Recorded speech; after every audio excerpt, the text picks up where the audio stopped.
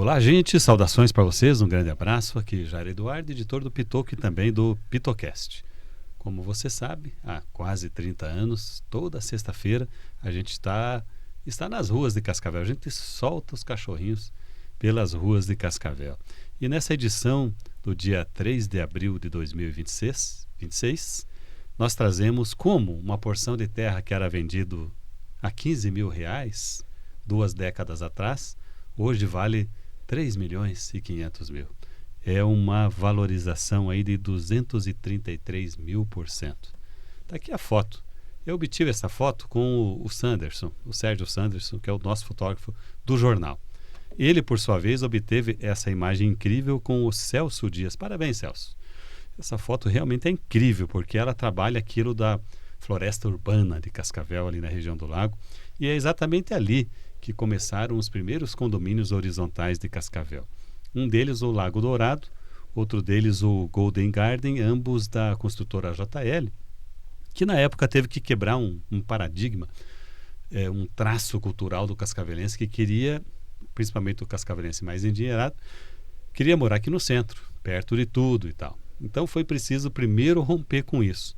E quem embarcou, já que estamos falando do Lago Municipal, né, quem embarcou nisso ganhou muito dinheiro, teve uma valorização sobre o patrimônio incrível, desde que eles apeguem, né? Se eu ganhei, vou repetir o número aqui, 233 mil % em um ativo, eu vou vender, não é? Eu vou vender e vou buscar um outro lugar e tal, e certamente o dinheiro vai compensar, não é? Que outras informações temos aqui? Vamos ver. A partida do Ivan Taborda. Quem lembra do Ivan Taborda, hein? Ele dizia assim: meu dinheiro está mais curto, e já vamos falar de dinheiro, tá? Meu dinheiro está mais curto que coice de porco. Era uma expressão dele, né? E sobre a nossa região, ele dizia assim: aqui só morre de fome quem tem preguiça de comer. O Ivan Taborda, um frasista, faleceu esse mês de março aos 88 anos. Tradicionalista, cantor gauchesco e tal, entre muitas outras informações que estão nessa edição. Quer receber? Manda um e-mail para mim, pitoco@pitoco.com.br. Perfeito. Olha, hoje eu recebo alguém para comentar essa frase do Ivan Taborda, né? Seu dinheiro está mais curto que coice de porco?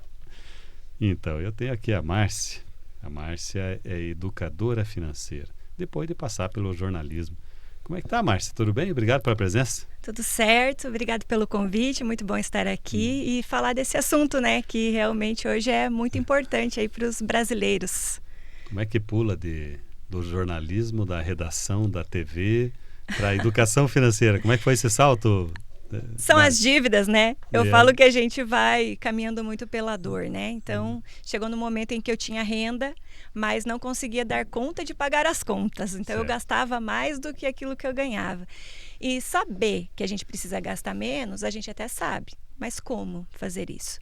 Então, fui buscar. E quando eu entendi que dentro desse processo eu poderia sair das dívidas, daquele enrosco todo, daquela roda que eu estava ali que não saía do lugar, eu também poderia começar a guardar, investir com um pouquinho por mês. Eu falei, poxa, como que as pessoas não sabem disso? Como que eu não soube disso antes? Eu fui despertar para isso com 35 anos de idade. E se eu tivesse aprendido na minha infância, quantas escolhas eu teria feito diferente? Então, foi isso que me levou para o mercado financeiro. Aí, trabalhei 2 anos numa cooperativa, atendendo pessoas como gerente de contas, atendendo pessoa física e sendo ali a minha escola, porque ali eu conversava com essas pessoas, sendo jornalista também. Então eu ia perguntando, mas como que tá? E por que você pensa assim? E aí fui extraindo tudo isso. E isso me fez buscar uma especialização em economia comportamental para conseguir chegar no coração mesmo das pessoas, para que elas entendam e despertem para a educação financeira, que vai muito além de contas, vai muito além de planilhas. E ser uma pessoa bem educada financeiramente não significa ser uma pessoa sovina, tá? Já ela vai explicar isso. Não precisa. E já a Márcia vai dizer também de alguns números do endividamento do brasileiro. Eu particularmente, Márcia, acompanho isso todos os dias, porque ali, para acessar o Pitoco, para acessar o prédio do Pitoco, tem ali 2 ou 3 financeiras, uma delas é grande, ali está no próprio prédio do jornal, e tem uma parede de vidro grande ali, Márcia, você conhece? Sim. Eu olho para a direita, uma galera comprando dinheiro caro, comprando dinheiro caríssimo, com aí a nossa Selic em quase 15, né? Baixou agora, acho que 14,75, uma coisa assim, né? Uhum. E vejo muitos senhorzinhos, senhorinhas, acompanhado de netos e filhos, para ir lá dar uma beliscada no consignado, não é?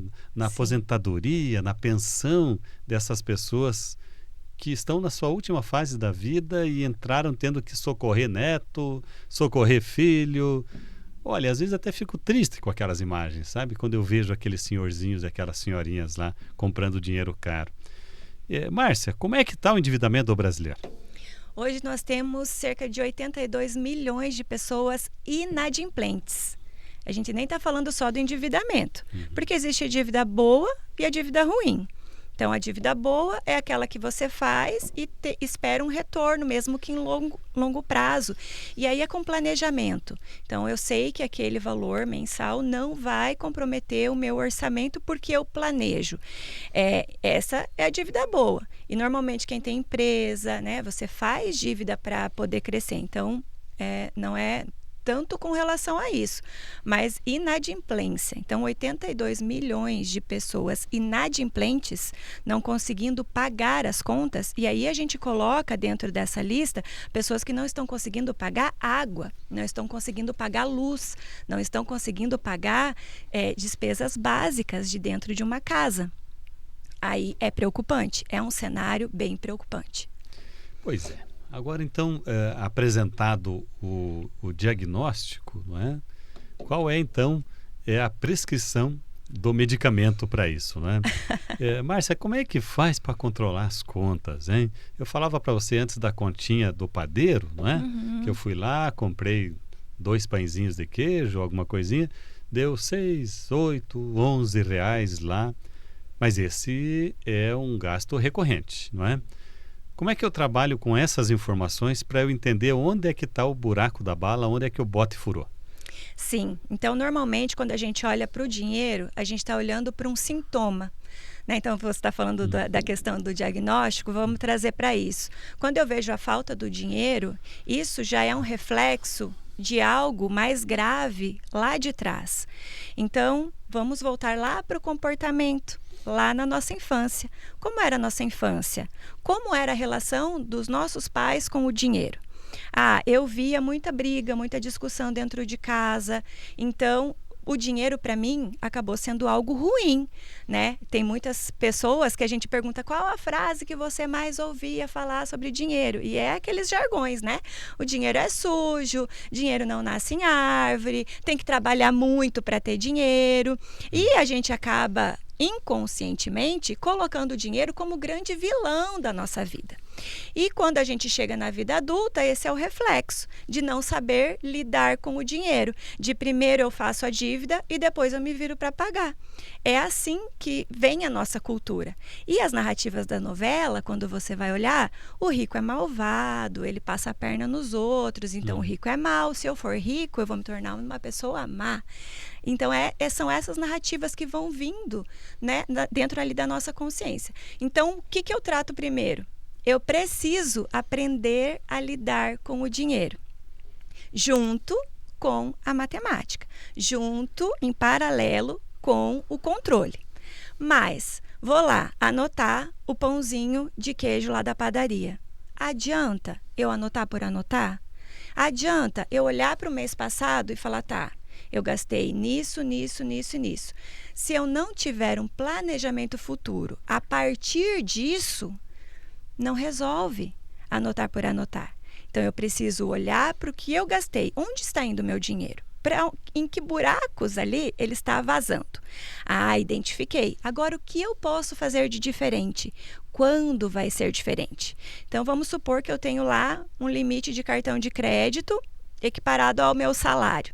E eu gasto tudo, então eu recebo o salário, eu só pago o cartão, e aí eu uso o cartão de novo, eu recebo o salário, e assim eu vou repetindo todos os meses. Daí eu começo a gastar mais do que o meu salário, e aí eu pago parcial do cartão, aí eu vou pagar juro no próximo mês. Então acaba dando aquela bola de neve, começa pequeno e vai aumentando, e eu não dou conta mais de pagar. Como que eu saio disso?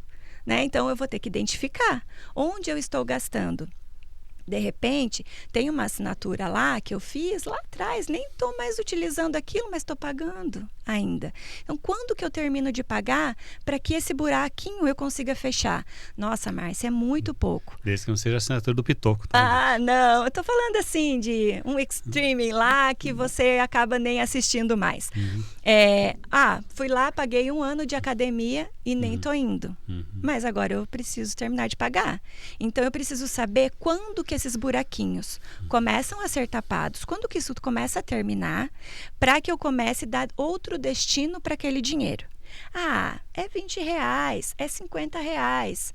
Ok. Se você for somando tudo que você vai terminando de pagar, você sabe quando que você começa a dar novo destino para esse dinheiro.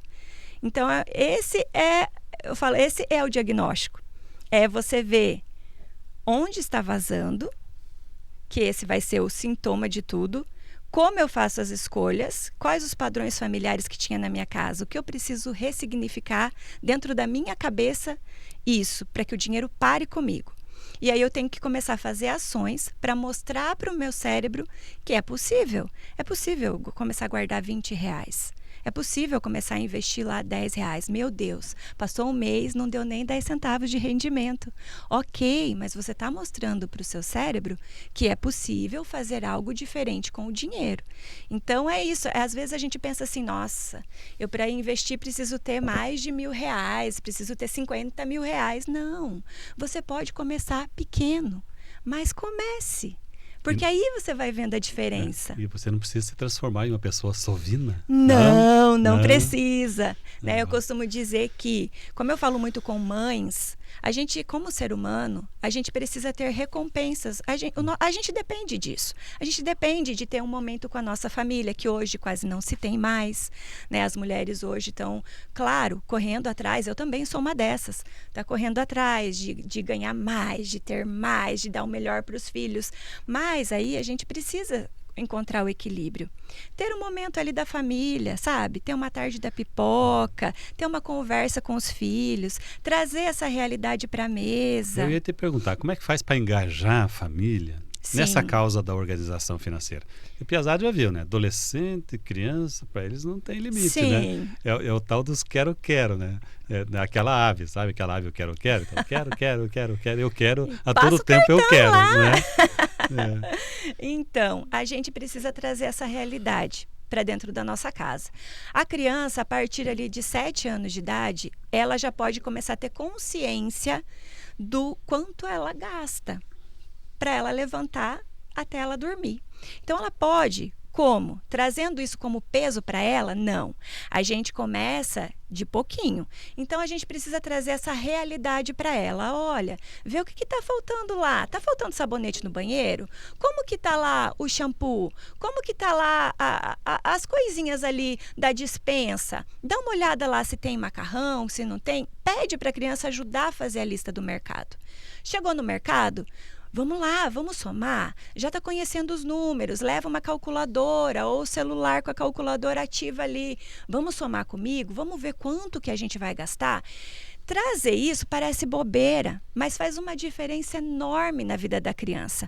Tem muita gente que vai para a vida adulta sem saber que ela precisa dar descarga e ela vai ter que pagar água. Ela vai ter que pagar a luz do banho que ela toma. E, gente, tirar esse conhecimento da vida do seu filho é uma maldade.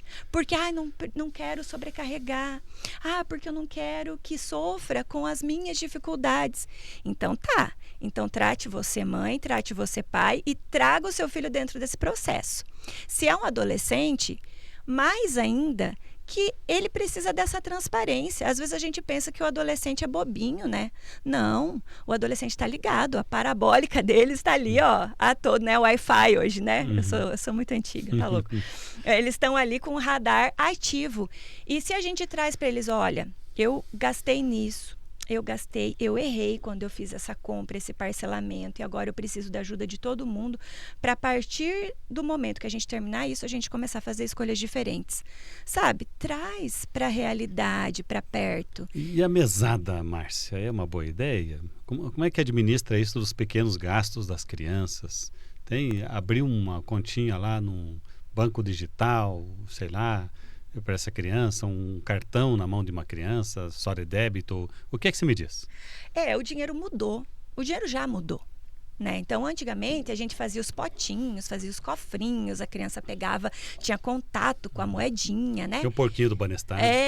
Tinha lá, e agora é tudo digital. Então, mostrar para essa criança que existe o aplicativo, olha, aqui está o dinheiro, olha, a gente aplicou aqui R$50 lá, vamos supor que tirou da sua mesada para a caixinha, para o porquinho que tem lá dentro do banco. Mostra no outro mês, o seu dinheiro rendeu isso. E valoriza, celebra essas pequenas conquistas junto com a criança. Mesada. A mesada é muito interessante. A gente costuma orientar o valor ser por semana. A criança não precisa saber como que você está calculando esse valor, mas ser por semana a idade da criança, porque não pesa tanto nem para o pai e para a criança, é um valorzinho que dá para ela começar a separar. Então então eu vou usar tanto, vai ser para o lanche lá, tanto eu quero guardar, e começa a incentivar, olha, é interessante você guardar. Ao invés de eu te dar esse valor aqui por mês, que tal a gente dividir esse valor por 3 e essa partezinha a gente guardar? E você vai trabalhar com o restante. Aí a criança quer comprar lá alguma coisa para ela, porque a criança precisa também de recompensas rápidas. Então, não dá para a criança ter a responsabilidade de pensar em comprar um computador, de pensar em ela juntar o dinheiro dela para comprar uma bicicleta. Acontece, mas o pai vai lá, dá uma implementada, olha, então você vai ganhar de presente isso e tal. O que a gente não recomenda? Trocar mesada por serviço doméstico, por contribuições em casa, porque aí o pai e a mãe acabam perdendo autoridade. E a autoridade passa a ser no dinheiro. Então, se um mês faltar o dinheiro, acabou o mundo dessa criança. Ela não pode fazer por dinheiro dentro de casa, porque ela é um membro da família. Por isso que eu falo que é importante que a criança comece a entender que se ela está comendo um arroz, isso alguém compra no mercado, alguém paga, alguém cozinha. Ela precisa dar valor para essas coisas. Isso é educação financeira. E a gente pensa que não. A gente pensa que isso faz parte da vida. Isso é educação financeira. É começar lá, desde os primeiros passos, a criança entender o que tem valor. Alguém fez, alguém parou seu tempo ali para cozinhar, para fazer. Então, tudo isso, a criança tem que começar a entender que há valor. Márcia, como é que faz para segurar esse ímpeto consumista que quase todos temos, facilitado pelas plataformas, pelo e-commerce, não é? Um botãozinho que se aperta ali no celular e já foi para o carrinho, né? Do Sim. carrinho já vai para o cartão já vai para a transportadora, quando você vê está ali chegando o pacote, aí você pega aquele treco aí, abre aquele pacote, nossa, fica encantado, aquele encantamento dura 15 minutos. Vai para o canto. Você fala assim, poxa, mais uma graninha que saiu da minha conta, né? Como é que trabalha? O pessoal fala de uns macetes, aí não espere. Põe lá no carrinho e consuma, compra dali a 48 horas e tal. Tem uma série de macetes aí para tentar conter esse ímpeto do consumo. O que você diria? Primeiro, você identificando padrões que você tem, que você traz, você vai começar a entender como você funciona. Porque esse autoconhecimento faz toda a diferença. Então, que estratégia eu uso para isso? Daniel Kahneman é um psicólogo que ganhou um prêmio Nobel de Economia em 2002. Então, veja que foi o primeiro prêmio Nobel de Economia. É muito recente trazer comportamento para dentro de economia. A gente está falando de pouquíssimos anos.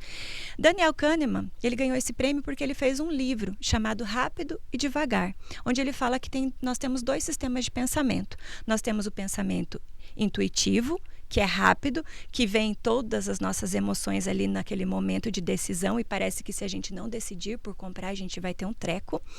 E tem o sistema 2, que é o sistema devagar, que é o sistema racional. Como que eu ativo esse sistema racional? Fazendo exatamente isso. Não decido nada na hora. Se esse é meu problema, eu sei que uma promoção mexe comigo. Eu não posso ficar sem garantir aquela promoção. Meu Deus, quando que vai ter esse preço de novo? Só em novembro do outro ano, né? Quando a gente vai lá para as Black Friday da vida. Então, assim, eu identifiquei, meu problema é esse.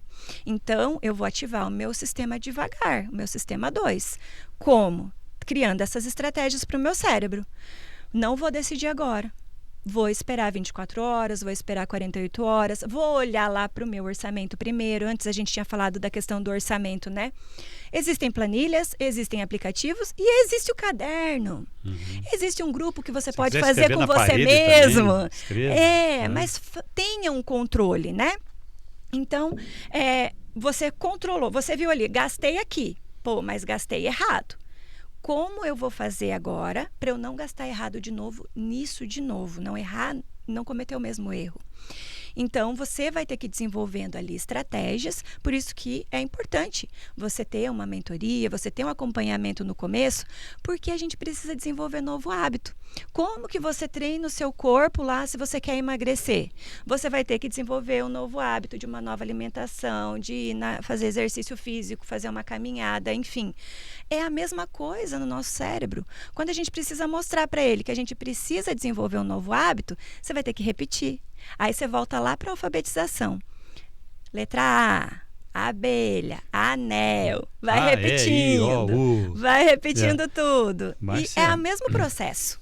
Vamos pensar o processo inverso, então? Sim. Há também aqueles que têm a doença do dinheiro, né? Vai pagar uma continha de R$10, R$20, aquilo desce queimando no esôfago do sujeito, né? Memória de escassez, sei lá, uma série de circunstâncias aí, não é? Como é que trabalha essa pessoa para que ela tenha uma relação mais saudável com o dinheiro? Porque assim, o cara sovina demais, sabe? Aquele perde o casório, né? Que a minha mãe tem uma frase interessante para isso. Ela diz assim, olha, a crise financeira entrou pela janela, o amor sai pela porta. Ou o inverso, né? Também há um problema até conjugal, né? Quando não há o entendimento do casal a respeito de como lidar com o dinheiro.